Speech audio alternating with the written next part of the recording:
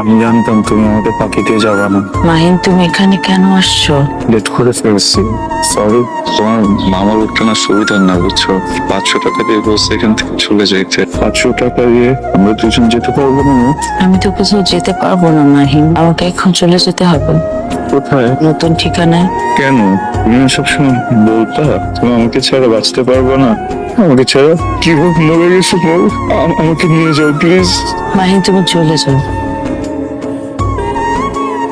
কালকে জ্বরে কাঁপতেছিলা, বেহুশের মতো পড়েছিলা, তাই ঘরে এনে কাপড় চোপড় বদলে শুতে দিছি।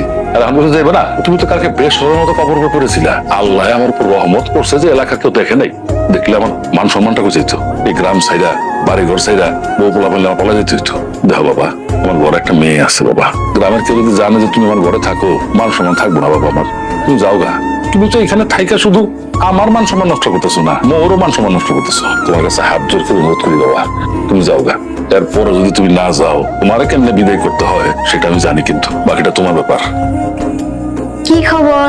আচ্ছা, আপনি কি পাগল? আপনাকে দেখে তো মনে হয় না আপনি পাগল, কিন্তু আপনার কাজ কারবার এরকম পাগলের মতো কেন? এলন, খাবারটা খায়ালন, তারপর ওষুধ খেতে হবে, আপনার গায়ে অনেক জ্বর।